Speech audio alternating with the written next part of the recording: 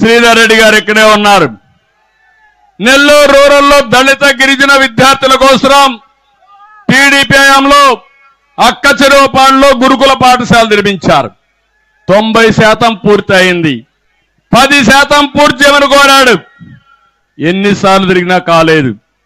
Kondayapalem gate దగ్గర Ambedkar study circle BC Bhavan నిర్మాణం చేపడితే ఆ పనులు పూర్తి కాలేదు. అడిగాడు, అది కూడా పూర్తి కాలేదు. ఇక్కడే అమంచర్లో 500 ఎకరాల భూమి ఉంది. పరిశ్రమలు పెట్టండి, మా పిల్లలకు ఉద్యోగాలు వస్తాయంటే అతి లేదు గతి లేదు. ఆయన అడిగాడని కోపంతో ఆయన ఫోన్ ట్యాప్ చేయడం మొదలుపెట్టారు. అక్కడి నుంచి ఎక్కడికక్కడ వేధింపులు మొదలుపెట్టాడు. అందుకే నువ్వు చేసింది తప్పని చెప్పడానికి శ్రీధర్ రెడ్డి ఎదురు తిరిగాడు, పోరాడాడు. అదే సైకో పైన తిరుగుబాటు అని చెప్పి నేను మీకు తెలియజేస్తున్నా.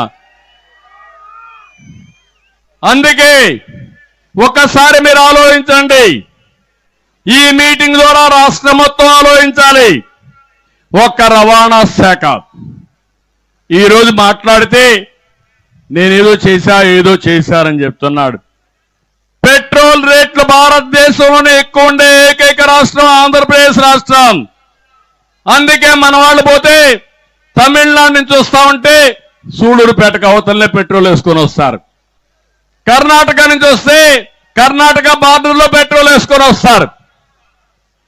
అంటే ఎక్కడ పోయినా మనకంటే 10 రూపాయల నుంచి 20 రూపాయలు చౌకగా పెట్రోల్ డీజిల్ దొరికే పరిస్థితి వచ్చింది. ఒక ఆటో ఒక నెలలో కనీసం అదనంగా 1500 నుంచి 2000 రూపాయలు పే చేస్తున్నాడు.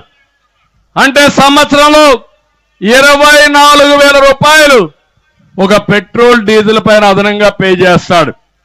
ఇది కాకుండా రోడ్లన్నీ పోయినాయి. రోడ్లు